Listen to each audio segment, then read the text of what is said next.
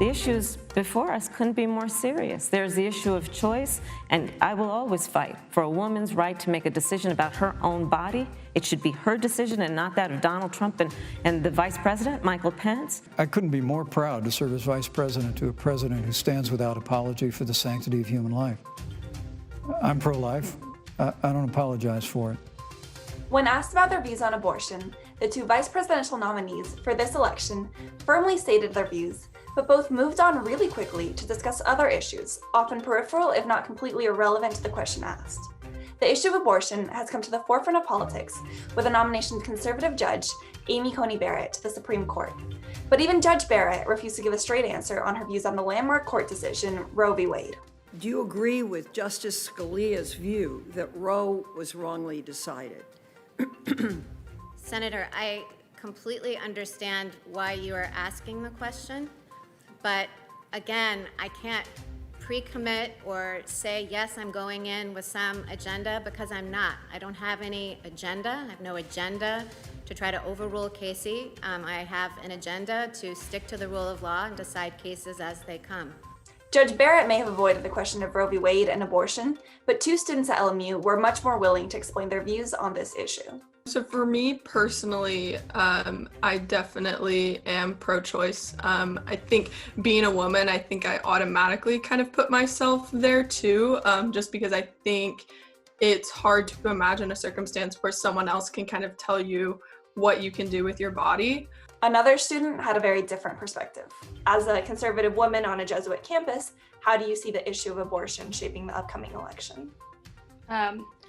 I'm not just a conservative woman on a Jesuit campus, I'm also a practicing Catholic. Catholicism teaches us that the action of abortion is a mortal sin, and Cardinal Burke recently came out and said that Joe Biden should not receive communion based on the stance on abortion. Bushhorn and Martinez also had very different views on how Judge Barrett's nomination will affect Roe v. Wade.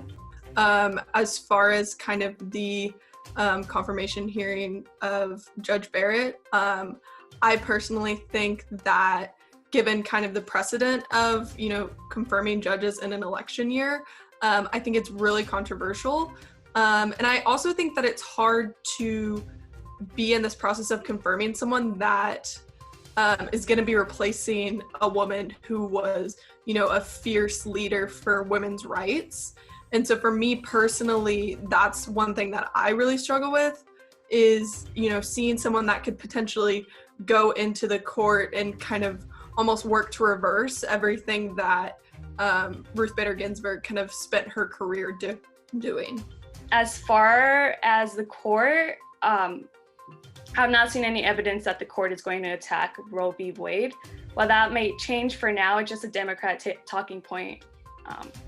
I do not think abortion is a major topic for this election, but I would want to warn everyone who considers themselves Catholic should heed Cardinal Burke's words and let their conscience guide their vote.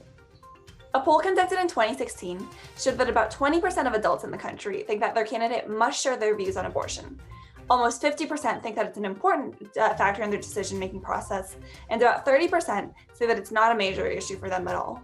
The issue of abortion has gained more national prominence recently, though, with new cases rising through the judicial system that could eventually reach the Supreme Court.